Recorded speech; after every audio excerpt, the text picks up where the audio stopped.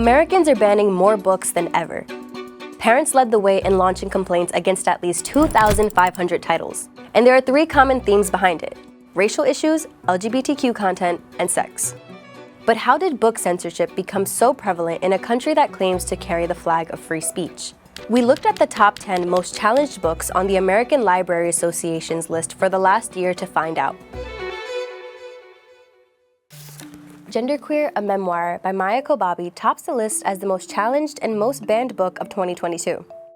It's a graphic novel that illustrates the author's own gender identity journey and coming out as non-binary and asexual. But the award-winning book infuriated conservatives with its LGBTQ themes and drawings of sexual images, including a scene that depicts oral sex between the author and their girlfriend.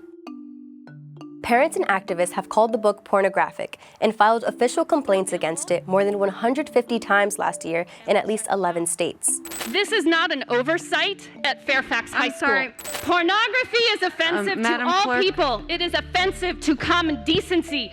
It was also banned in 41 school districts across the country. Kobabe has defended the book as crucial for people questioning their gender. There are people who really need this material. There are people for whom this is vital and for whom this can be maybe even life-saving. In All Boys Aren't Blue, George M. Johnson talks about growing up Black and queer. Johnson, who uses the pronouns them, they, writes about bullies kicking out their teeth when they were 5 and recounts their first sexual relationships. But while Johnson says the book is for young adults, activists have called it indecent, demanding libraries to pull the memoir more than 80 times in 2022. So far, it has been removed from schools in at least 8 states. One school board member in Florida even filed a criminal complaint with the Flagler County Sheriff over the book, saying it violated state obscenity laws. The sheriff later found that no crime had been committed, so the book is still available with parental permission. The Bluest Eye tells the story of a young Black girl dealing with racism in the 1940s. School officials in a Florida county temporarily banned the book in 2023 after a parent complained about its so-called communist agenda. Please don't leave them in the Marxist indoctrination camps. This book was going to be read and studied by minors as their final piece of indoctrination in AP IB 11th grade English. Overall, conservative advocates called for a ban on the book more than 70 times last year, mainly because of its depiction of child sexual abuse. There have been calls to censor another graphic novel, Flamer, by Mike Corrado, published in 2020. It follows a young, Catholic, Filipino-American boy growing up gay. Conservative members of the Board of Education in Connecticut claim the book is obscene and explicit, and a handful of parents in Newtown called for a ban during a school board meeting in May. At the time, the book had never been checked out of the town's high school library. Currently, it's banned across 10 school districts in the U.S.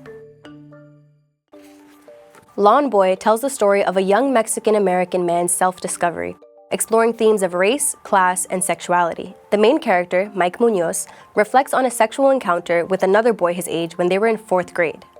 The profanity and sex acts upset 3 parents in Austin, Texas, so much they filed reports with the local police. One of the most challenged books in the country for nearly 10 years has been The Absolutely True Diary of a Part-Time Indian by Sherman Alexie. It follows a teenager who leaves a Spokane, Washington reservation for a nearly all-white public high school. Some parents took issue with the theme of discrimination and references to sex and profanity, triggering complaints and bans in school districts in Missouri, Oregon, and even Alexie's home state of Washington. Ashley Hope Perez's historical novel, Out of Darkness, was banned in more than 20 school districts by the end of 2022.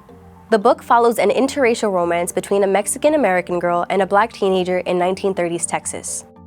One mom in Austin, Texas, derailed a school board meeting, shouting about the anal sex mentioned in the book. I've never had anal sex. I don't want to have anal sex. I don't want my kids having anal sex. It's also banned in several school districts in Utah. Perez said the book bans were manufactured controversies that take resources away from students.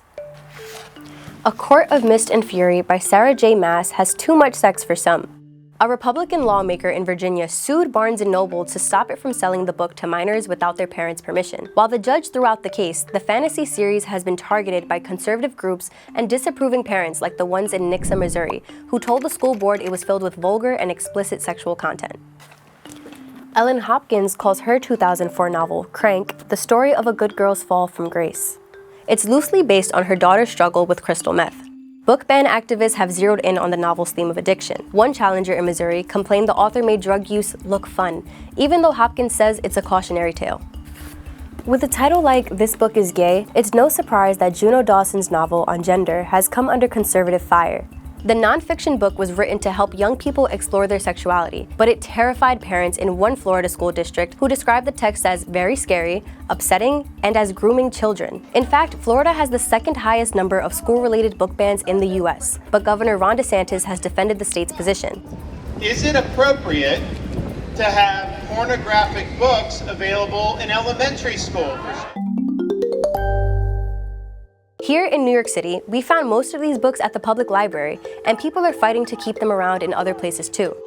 Illinois just became the first state in the nation to outlaw book bans. Book bans are about censorship, marginalizing people, marginalizing ideas and facts. Regimes ban books, not democracies.